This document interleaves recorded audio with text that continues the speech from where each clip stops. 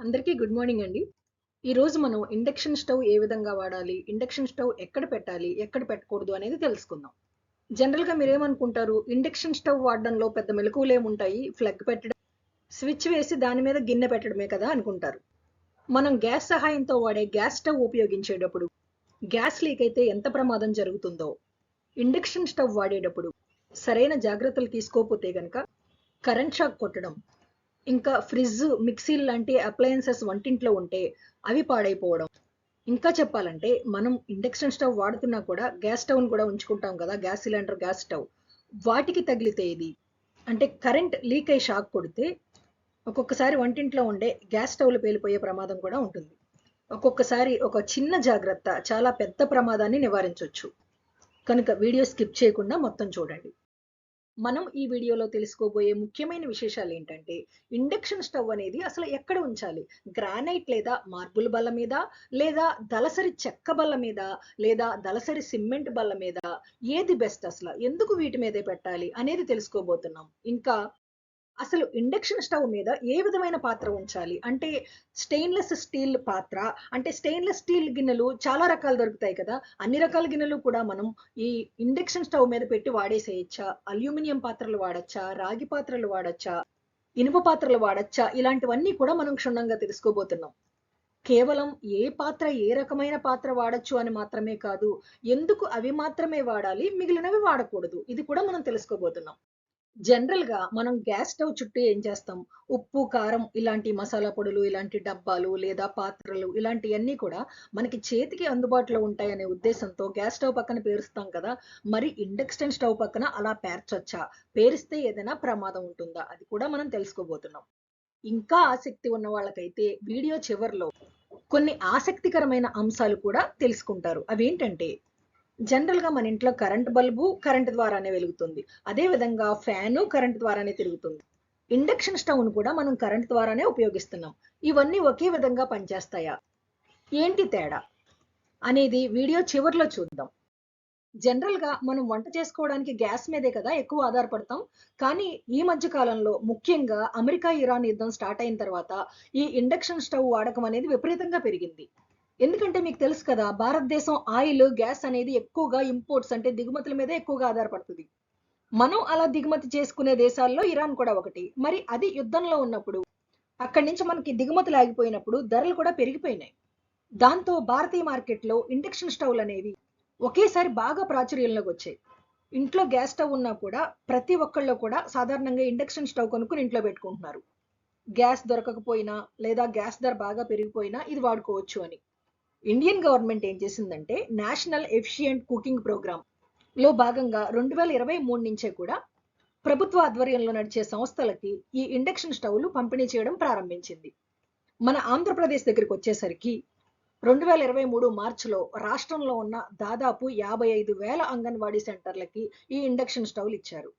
ఈ induction stove అనేది కేవలం ఒక అంగన్వాడీ టీచరో, ఒక అంగన్వాడీ హెల్పరో వాడడం తెలుసుకోవాలని కాదు. మొత్తం ప్రతి ఒక్కరు కూడా జనరల్‌గా మన ఇళ్లల్లో మనం వంట చేసుకునేటప్పుడు కూడా ఈ ఇండక్షన్ స్టవ్ గురించి పూర్తిగా తెలుసుకొని మాత్రమే మనం వీటి వాడకం మొదలుపెట్టాలి. జనరల్‌గా ఇండక్షన్ స్టవ్‌ని వాడే ముందు అసల ఇండక్షన్ స్టవ్‌లో ఏముంటాయి? అది ఏ విధంగా పనిచేస్తుంది తెలుసుకుందాం. ఇండక్షన్ స్టవ్‌లో మనం ప్రధానంగా తెలుసుకోవాల్సినయి 3 ముఖ్యమైన భాగాలు. పై భాగం ఉంది చూడండి. ఈ టాప్ భాగంలో ఉన్నది ఇది గ్లాస్. టాప్ భాగంలో ఉన్నది ఇది గ్లాస్.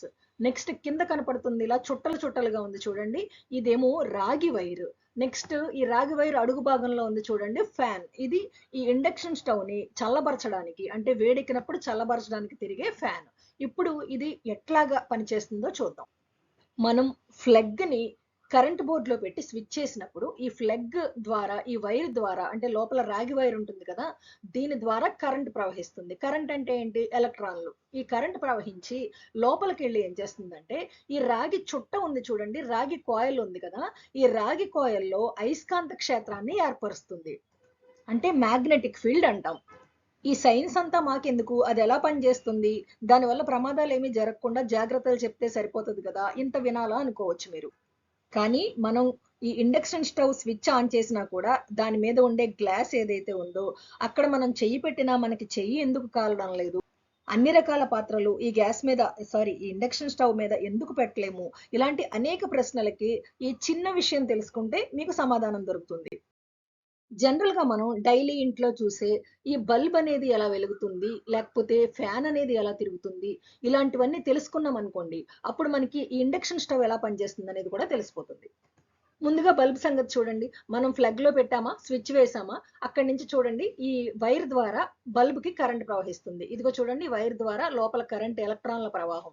ప్రవహించి ఏమవుతుందంటే, ఈ బల్బ్ ఏదైతే ఉందో, ఈ బల్బ్ లోపల ఫిలమెంట్ అనే పదం మనం విన్నాం కదా! ఈ ఫిలమెంట్‌ని వేడెక్కిస్తది బాగా. వేడెక్కిచ్చి అప్పుడు బల్బ్ వెలుగుతుంది. అదే మనం ఫ్యాన్ దగ్గరికొచ్చామనుకోండి, ఇది బాగా గుర్తుపెట్టుకోండి, గమనించండి. ఎందుకంటే ఎలక్ట్రిక్ ఫ్యాన్ అది మన సీలింగ్ ఫ్యాన్స్, టేబుల్ ఫ్యాన్స్ ఇవి పనిచేయడానికి, మన ఇండక్షన్ స్టవ్ పనిచేయడానికి చాలా దగ్గర పోలికుంది. ఎలా అంటే, మనం ఫ్యాన్ స్విచ్ వేస్తామా? ఆ స్విచ్ వేసినప్పుడు వైర్ ద్వారా కరెంట్ ప్రవహిస్తుంది కదా! ఇండక్షన్ స్టవ్‌లో ఎలాగైతే ఈ రాగి కాయిల్ ఉందో, రాగి వైర్ చుట్టుంది కదా! ఇండక్షన్ స్టవ్‌లో చూసారు కదా లోపల. అదే విధంగా ఫ్యాన్ లోపల కూడా ఇట్లా రాగి వైర్ చుట్ట ఉంటది. ఈ కరెంట్ ఏం చేస్తదంటే వైర్ గుండా ప్రవహించి, ఈ రాగి వైర్ చుట్ట గుండా ప్రవహించినప్పుడు, దాని చుట్టూ ఒక అయస్కాంత క్షేత్రం లాంటి పవర్ ఏర్పడుతది. ఈ అయస్కాంత క్షేత్రం అంటే ఈ మ్యాగ్నెటిక్ ఫీల్డ్ ఏం చేస్తదంటే, ఈ ఫ్యాన్ రెక్కల్ని ఒకే దిశలో వేగంగా తిరిగేలాగా చేస్తది. అంటే డైరెక్ట్‌గా కరెంట్ ఎళ్లి ఫ్యాన్ తిప్పదు. కరెంట్ వెళ్లి రాగి కాయిల్‌ని చేరుకొని, రాగి కాయిల్ చుట్టూ ఒక మ్యాగ్నెటిక్ ఫీల్డ్‌ని, ఒక అయస్కాంత క్షేత్రాన్ని ఏర్పాటు చేస్తే, ఈ అయస్కాంత క్షేత్రం ఇది అత్యంత బలంగా ఉంటది. ఇది ఫ్యాన్ రెక్కల్ని బలంగా తిరిగేలాగా చేస్తదన్నమాట. ఇప్పుడు మీకు ఇండక్షన్ స్టవ్ ఎలా పనిచేస్తదో క్లియర్‌గా అర్థమవుతది. ఇది గనక మీకు అర్థమైతే. ఇప్పుడు మనం ఇండక్షన్ స్టవ్ ఎట్లా పనిచేస్తదో చూద్దాం. మనం కరెంట్ బోర్డ్‌లో ప్లగ్ పెట్టాం. ప్లగ్ పెట్టి స్విచ్ వేసాం. వైర్ ద్వారా కరెంట్ ప్రవహించింది. ఈ స్టవ్‌లో ఉన్న ఈ కాయిల్ కాయిల్ ఏదైతే ఉందో, ఈ రాగి చుట్ట ఏదైతే ఉందో, ఆ రాగి చుట్ట గుండా కరెంట్ ప్రవహించింది. ఆ కరెంట్ ప్రవహించిన వెంటనే ఆ రాగి చుట్ట మధ్యలో అయస్కాంత క్షేత్రం ఏర్పడుతుంది. బలమైన అయస్కాంత క్షేత్రం. ఆ అయస్కాంత క్షేత్రం ఏం చేస్తదంటే, పైన గ్లాస్ ఉంది కదా! ఇండక్షన్ స్టవ్ టాప్ ఎప్పుడూ కూడా అది గ్లాస్‌తో తయారు చేసింది గుర్తుపెట్టుకోండి. ఎందుకంటే గ్లాస్ తన ద్వారా కరెంటుని ప్రవహింపచేయదు కానీ, ఈ మ్యాగ్నెటిక్ ఫీల్డ్ ఏదైతే ఉందో, ఆ మ్యాగ్నెటిక్ ఫీల్డ్‌ని ప్రవహింపచేస్తది. మళ్ళీ చెప్తున్నాను బాగా గుర్తుపెట్టుకోండి. మనం కరెంట్ ద్వారా డైరెక్ట్‌గా హీట్ చేసుకోవడం వేరు. మ్యాగ్నెటిక్ ఫీల్డ్ ద్వారా వేడిని పుట్టించి, ఆ వేడి ద్వారా వంట చేయడం వేరు. పూర్వం హీటర్లుండేయి గుర్తుందా మీకు? ప్లగ్‌లో పెడతారు. ఆ ప్లగ్‌లో స్విచ్ వేసిన తర్వాత ఆ హీటరు దాన్ని తీసుకెళ్ళి నీళ్ళలో పడేస్తారు. ఆ నీళ్లు కాసేపటికి వేడెక్కుతాయి. ఎందుకు?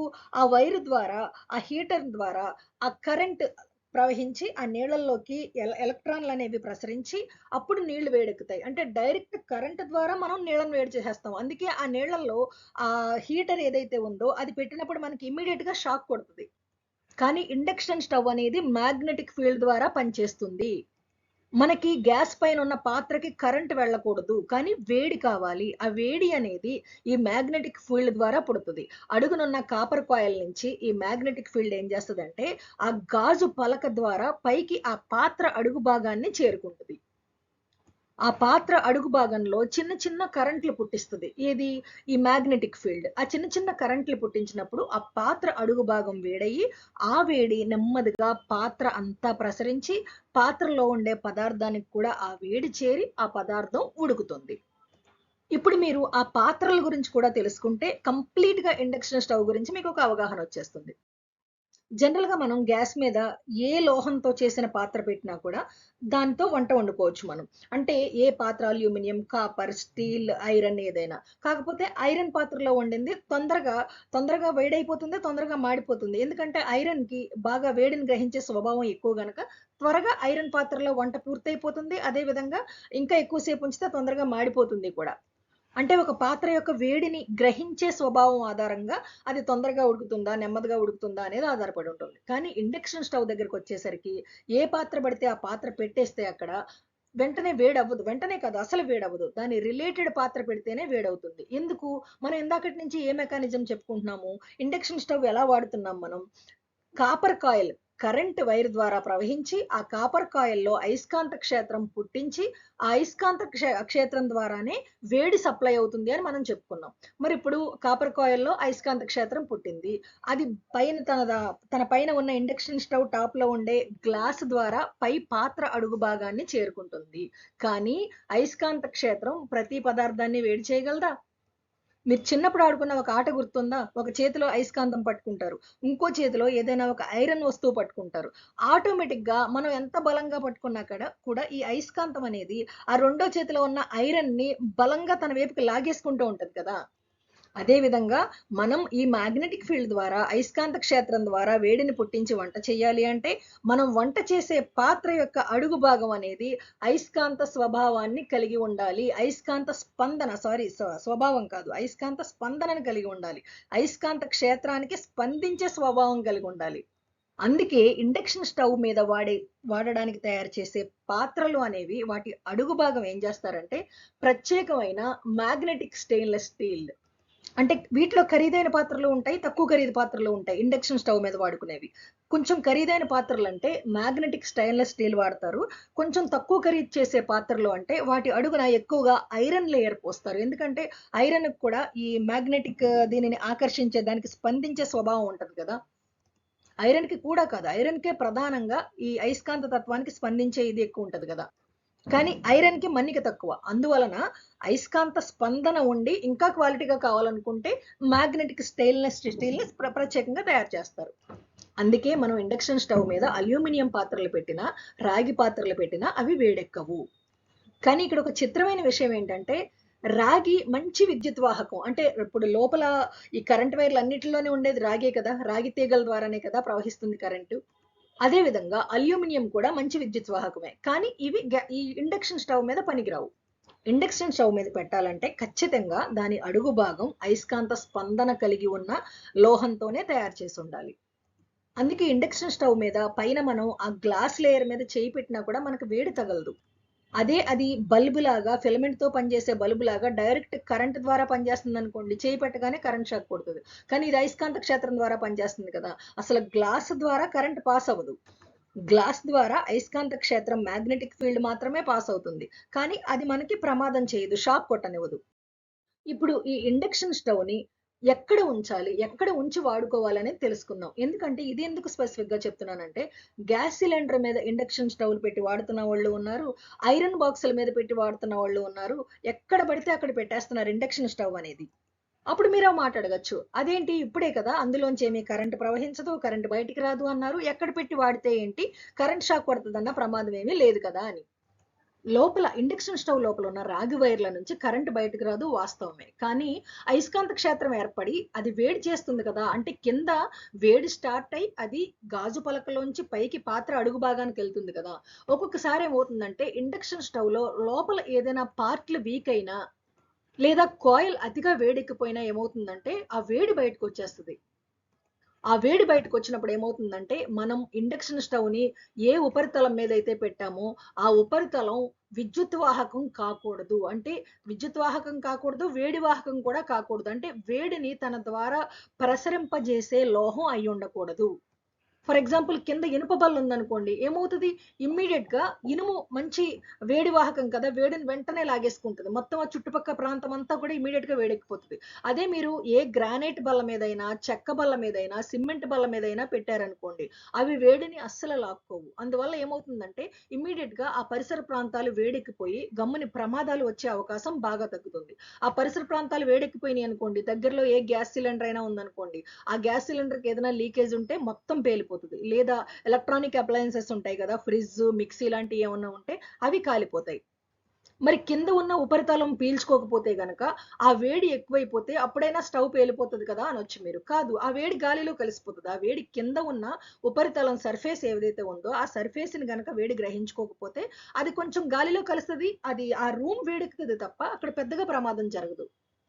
కనుక ఎప్పుడూ కూడా బాగా ఫ్లాట్ సర్ఫేస్ అంటే సమతలంగా ఉన్న, పైగా దళసరిగా ఉన్న, అది గుర్తుపెట్టుకోండి ఇంపార్టెంట్, దళసరిగా ఉండాలి. ఎందుకంటే ఇండక్షన్ స్టవ్ మనకు తేలిగ్గానే అనిపించొచ్చు. కానీ దాని మీద పాత్ర పెడతాం, పాత్ర మీద వంట పెడతాం. ఇదంతా ఈ బరువునంతా కూడా అది మోయగలిగేలాగా ఉండాలి. అందువలన దళసరిదై ఉండాలి. రెండవది అది విద్యుత్ వాహకం కాకూడదు. వేడిని గ్రహించుకునే స్వభావం ఉన్నది కాకూడదు. అంటే గ్రానైట్ గాని, లేదా మార్బుల్ గాని, లేదా చెక్క బల్ల, దళసరి చెక్క బల్ల గాని, లేదా దళసరి సిమెంట్ బల్ల మీద గాని ఇవి పెట్టి వాడుకోవాలి. ఇండక్షన్ స్టవ్ పెట్టి వాడుకోవాలి. జనరల్‌గా మనం ఇందాక ఒక విషయం చెప్పుకున్నాం గుర్తుందా? ఏంటంటే రాగి గాని, అల్యూమినియం గాని, ఇనుము గాని ఇవి మంచి విద్యుత్ వాహకాలు. అంటే వేడిని బాగా ప్రసరింపచేస్తాయి అని చెప్పి. కానీ జనరల్‌గా మనం కిచెన్‌లో రాగి షీట్‌లో, రాగి బల్లలో వాడడం అనేది చాలా తక్కువ గాని, చాలామంది ఐరన్ బాక్సులు వాడుతుంటారు. ఐరన్ బాక్సుల్లో రకరకాల సామాన్లు లేదా ఏవేవో పెట్టుకుంటుంటారు. పూర్వకాలం నుంచి అలవాట్లుంటాయి ఎక్కువ. ఐరన్ బాక్స్ అందుబాటులో ఉంది కదా కిచెన్‌లో అని చెప్పి, పైగా అది ఫ్లాట్‌గా ఉంది. ఇండక్షన్ స్టవ్ అంటే ఇది కూడా 4 పలకలుగా చదునుగా ఉంది. ఇలా చదునుగా ఉన్న ఒక బాక్స్ మీద పెట్టుకుంటే వాడుకోవడానికి బావుంది కదా అని చెప్పి, అక్కడ అల్యూమినియం బల్లలున్నా, లేకపోతే ఇనప బాక్సులున్నా, కోడిగుడ్లు స్టోర్ చేసుకోవడం, ఇలాంటియన్నీ పప్పులు, ఉప్పులు స్టోర్ చేసుకోవడం కూడా ఈ ఐరన్ బాక్సుల్లో స్టోర్ చేస్తుంటారు జనరల్‌గా. వాటి మీద పెట్టేస్తుంటారు. అత్యంత ప్రమాదం. ఎందుకంటే ఇండక్షన్ స్టవ్‌లోంచి ఏదైనా పొరపాటున వేడి లీక్ అయినా మొత్తం ఆ బాక్స్ అంతా వ్యాపించేస్తది. బాక్స్ లోపల ఉండే పదార్థాలు మొత్తం పాడైపోయి కుళ్ళిపోతాయి. నెక్స్ట్ ఏంటంటే ఆ వేడి ఇంకా పెరిగిపోయి చుట్టుపక్కల అంతా ప్రసరించిందంటే ఇందాక చెప్పుకున్నాం కదా! చాలా పెద్ద ప్రమాదాలు జరిగే అవకాశం ఉంటుందని. చివరిగా మనం చెప్పుకునేదేంటంటే అత్యంత ముఖ్యమైన జాగ్రత్త ఇండక్షన్ స్టవ్ ఉంచిన చోట చుట్టూ వస్తువులనేవి ఏమీ ఉండకూడదు. చుట్టూ గాలి ప్రసరించే విధంగా ఖాళీ ప్లేస్ ఉంచాలి. మనం ఇండక్షన్ స్టవ్ ఎక్కడ పెట్టామో దాని 4 వైపులా కనీసం 30 సెంటీమీటర్ల ఖాళీ వదలాలి. 30 సెంటీమీటర్లు అంటే తెలుసు కదా! ఒక స్కేల్ వాడుకుంటాం కదా మనం. ఆ స్కేల్ పొడవు లెంత్ అనేది 30 సెంటీమీటర్లు ఉంటది. అంటే 4 వైపులా కూడా ఒక స్కేల్ పొడవంత ఖాళీ వదిలేస్తే చాలా మంచిది. ఎందుకీ ఖాళీ వదలాలి? మనం గ్యాస్ స్టవ్‌ల పక్కన ఈ ఉప్పు డబ్బాలు, కారాల డబ్బాలు పెట్టుకోవట్లేదా? ఇండక్షన్ స్టవ్ పక్కన ఎందుకు అట్లా పెట్టకూడదు? ఎందుకు పెట్టకూడదు అంటే, ఇప్పుడు ఇండక్షన్ స్టవ్ చుట్టూ చూడండి ఇక్కడ ఎయిర్ హోల్స్ ఉంటాయి. అంటే లోపల వేడి ఏదైతే ఉందో, ఆ వేడి అనేది బయటకి రావడానికి, బయట ఉండే చల్లని గాలి అనేది లోపలికి ప్రవేశించి, లోపల ఈ ఇదేదైతే కాయిల్ ఏదైతే ఉందో, అక్కడ పుట్టించే వేడి చుట్టుపక్కల ఏమైనా ప్రసరిస్తుంటే దాన్ని చల్లబరచడానికి కూడా ఈ హోల్స్ అనేవి ఎయిర్ హోల్స్ అనేవి ఉంటాయి. మీరు చుట్టూ ఇష్టం వచ్చినట్టు వస్తువులు పెట్టేశారనుకోండి, ఆ చుట్టూ ఇండక్షన్ స్టవ్‌కున్న రంధ్రాలు ఏవైతే ఉన్నాయో, వాటి లోపలికి, బయటికి గాలి ప్రవహించే మార్గం ఏదైతే ఉందో, ఆ మార్గం మూసుకుపోతది. వేడి గాలి బయటకి రావాలి, చల్లని గాలి లోపలికి వెళ్ళాలి. అప్పుడే ఇండక్షన్ స్టవ్ కరెక్ట్‌గా పనిచేస్తుంది. ప్రమాదాలు జరగవు. మీరు ఆ ఎయిర్ హోల్స్ చుట్టూ రకరకాలు పెట్టేసి మూసేస్తే, ఇంకా గాలి ఎలా వెళ్తుంది? వేడి గాలి బయటికెలా వస్తుంది? అదే విధంగా ఈ కార్నర్‌లో ఇమేజ్ ఉంది చూడండి. అక్కడ మనకేదో అక్కడ ఒక కిచెన్‌లో ప్లాట్‌ఫార్మ్ ఉంది. ఆ ప్లాట్‌ఫార్మ్ మూల ఆ బల్ల కరెక్ట్‌గా ఇండక్షన్ స్టవ్ పట్టే ఖాళీ అంతే ఉంది అని చెప్పి, దాని కార్నర్ దగ్గరికి గోడలకు దగ్గరగా కూడా దాన్ని దోసేయకూడదు. అలా దోసేసారనుకోండి ఇంక ఎయిర్ హోల్స్ మూసుకుపోతాయి. కొంతమంది అతి తెలివితేటలు ప్రదర్శించి ఏదైనా ఒక అల్మార్ లాంటి దాంట్లో పెట్టేసి, అక్కడ ప్లగ్ కనెక్షన్ ఏదైనా అందుబాటులో ఉందనుకోండి, ఇక్కడ పెడితే చక్కగా ఈజీగా ఉంది కదా! అని అక్కడ పెట్టి కూడా వెలిగించొచ్చు. అలా వెలిగిస్తే ఇంక మొత్తం క్లోజ్డ్ ఏరియా. అసల గాలి బయటికి రాదు, లోపలికి పోదు. వెంటనే డ్యామేజ్ అయిపోతుంది. ప్రమాదం జరుగుతుంది.